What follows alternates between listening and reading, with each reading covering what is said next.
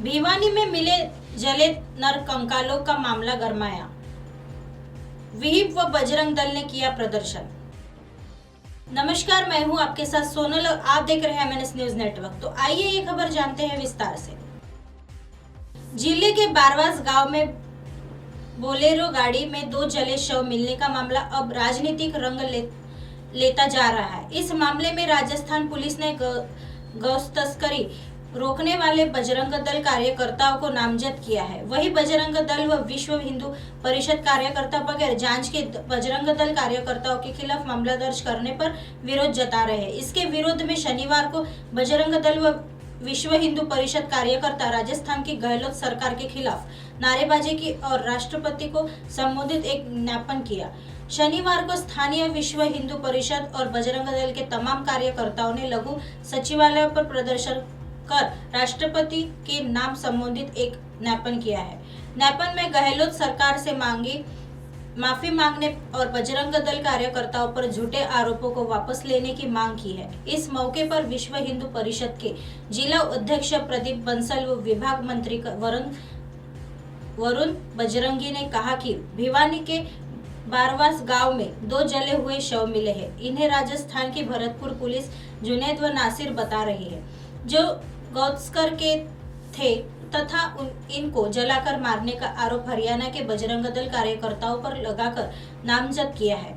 अभी जांच पूरी नहीं हुई है, उससे पहले ही बजरंग दल कार्यकर्ताओं को आरोपी मानना गलत है। उन्होंने कहा कि मृतक परिवारों से उनके संगठन की सहानुभूति है। उन्होंने कहा कि बजरंग दल कार्यकर्ता इस बात का विरोध करते हैं कि बगैर जांच के बजरंग दल कार्यकर्ताओं को इस मामले में घसीटना राजस्थान की गहलोत सरकार के राजनीति से प्रेरित मंशा दर्शाती है। उन्होंने इस बारे में मामले की सीबीआई से जांच करवाने की मांग करते हुए कहा कि जब तक जांच पूरी नहीं हो जाती बजरंग दल कार्यकर्ताओं को अनावश्यक रूप से परेशान न किया जाए। आइए बढ़ते हैं अगली खबर की तरफ। सगे भाई ने की बड़े भाई की हत्या, शव जलाकर कुएं में फेंका। प्रेमिका के पिता से मिलकर रचा था षड्यंत्र। सगे भाई ने अपने बड़े भाई के दोस्तों के साथ मिलकर हत्या कर दी।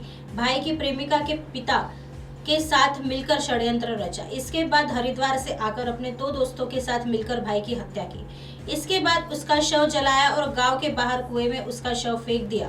शक होने पर पिता ने थाने पहुंचकर मामले की जानकारी पुलिस को दी। पुलिस जांच में जुटी तो पूरा राज सामने आया है। शव बरामद होते ही पुलिस ने भाई समेत 5 लोगों को हिरासत में ले लिया है, जिसमें से 3 की भूमिका हत्या करने के साफ हो चुकी है।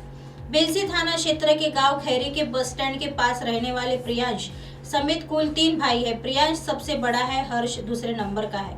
पिता राजेश अपनी पत्नी, छोटे बेटे देव और हर्ष के साथ हरिद्वार में एक फैक्ट्री में काम करते हैं, जबकि प्रियांश बेलसी के खैरी बस स्टैंड वाले मकान में रहता है और वही दुकान चलाता है। 3 फरवरी को उसका छोटा भाई हर्ष जो हरिद्वार में से बेलसी आया और 5 फरवरी को लौट गया। इसके बाद पिता ने प्रियांश से संपर्क करने का प्रयास किया, लेकिन बात नहीं हुई।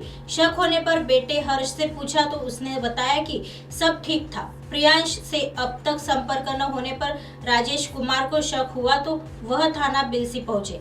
उन्होंने पुलिस को बेटे के गायब होने की शिकायत दी, साथ ही अपने बेटे के हर्ष और प्रियांश की प्रेमिका के स्वजन पर शक जताया। इस पर पुलिस ने छानबीन शुरू की। सर्विलांस की मदद लेकर हर्ष और प्रेमिका के पिता व अन्य स्वजन के बीच संपर्क स्थापित होने की पुष्टि की।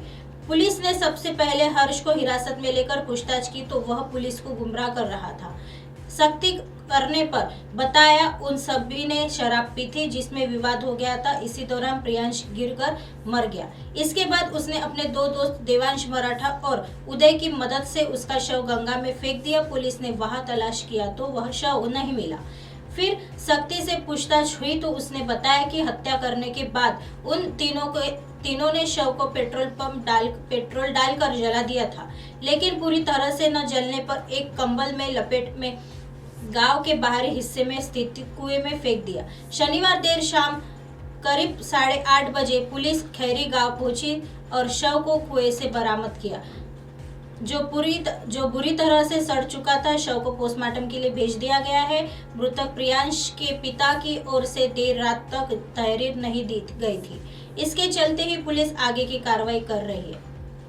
आइए बढ़ते हैं अगली खबर की तरफ। 3 दिन बाद भी गिरफ्तार नहीं मासूम के गुनाहगार। 4 साल की बच्ची अपने साथ हुई हैवानियत के मामले में 3 दिन बाद भी पुलिस आरोपियों को गिरफ्तार नहीं कर सकी। दूसरी ओर हालत में सुधार होने पर शुक्रवार को उसने मां को बीती बताई, लेकिन जिला बाल संरक्षण अधिकारी CWC चेयरपर्सन बाल अधिकार सुरक्षा समिति की टीम के समक्ष वह कुछ नहीं बोल सकी। इस दौरान टीम ने परिजनों से निजी अस्पताल में भर्ती मासूम बच्ची का हाल जाना था तथा आरोपी दरिंदे को शीघ्र गिरफ्तारी का भरोसा दिलाया है। घटनाक्रम के अनुसार मंगलवार रात 9 बजे 4 वर्षीय बच्ची को आरोपी सुरेंद्र गली से उठाकर अपने घर पर ले गया था। दूसरी ओर बच्ची के घर न पहुंचने पर व्याकुल मां उसे तलाश करती रही। इस दौरान एक बच्ची के बताने पर मां आरोपी के घर पहुंची, जहां बच्ची चारपाई के पीछे खून से लथपथ हालत में मिली। उसके गले से खून बह रहा था। गले पर तेजधार हथियार से हमला किया गया था। इसके बाद बच्ची को निजी अस्पताल लाया गया। बताया जा रहा है 3 दिन बाद मासूम बच्ची की हालत में अब सुधार है, लेकिन सामान्य वार्ड में मां के अलावा किसी अन्य को देखते ही वह डर से मुंह घुमा लेती है। बच्ची ने मां को बताया कि मंगलवार को आरोपी सुरेंद्र उसे मुंह दबाकर जबरन अपने घर उठा ले गया, फिर गर्दन पर चादर लपेटकर अपने कपड़े उतारने लगा। इतना कहते ही फिर बच्ची चुप हो गई। शुक्रवार को जिला बाल संरक्षण अधिकारी निधि गुप्ता जी भी निजी अस्पताल पहुंची। उन्होंने बताया कि बच्ची सो रही थी, उसकी नानी पास मिली तो उसकी काउंसलिंग की है। अस्पताल के डॉक्टर से उन्होंने मुलाकात की है। डॉक्टर का कहना है कि बच्ची अब खतरे से बाहर है। 1 से 2 दिन में उसे अस्पताल से छुट्टी दी जाएगी। वह पुलिस के मुताबिक लगातार संपर्क में है। पुलिस को भी जल्द आरोपी को गिरफ्तार करने के बारे में कहा गया है। बाल कल्याण समिति की चेयरपर्सन पद्मा रानी भी शुक्रवार को अस्पताल पहुंची और बच्ची का हाल जाना। उन्होंने बताया कि बच्ची अभी बयान देने में असमर्थ है। बच्ची फिलहाल सही से बोल नहीं पा रही है। हालत में सुधार होने पर बच्ची की काउंसलिंग की जाएगी। बाल अधिकार सुरक्षा समिति की सदस्य एडवोकेट कोमल भी बच्ची से मिली। उन्होंने बताया कि बच्ची ने अब खाना शुरू कर दिया है। हालत में भी सुधार है। एसपी को सौंपेंगे आरोपी की गिरफ्तारी के लिए पत्र। बाल अधिकार सुरक्षा समिति की मुख्य सलाहकार सुधा झा ने बताया कि आरोपी पुलिस की पकड़ से बाहर है। ऐसे दरिंदों को जेल की हर सलाखों के पीछे पहुंचाने के लिए हर संभव प्रयास करेगी। वह आरोपी को जल्द गिरफ्तार करने में एसपी शशांक कुमार सावंत को भी पत्र सौंपेगी। ऐसी खबरें फिर लेके आएंगे इसी समय इसी जगह। तब तक के लिए देखते रहिए MNS न्यूज नेटवर्क। नमस्कार।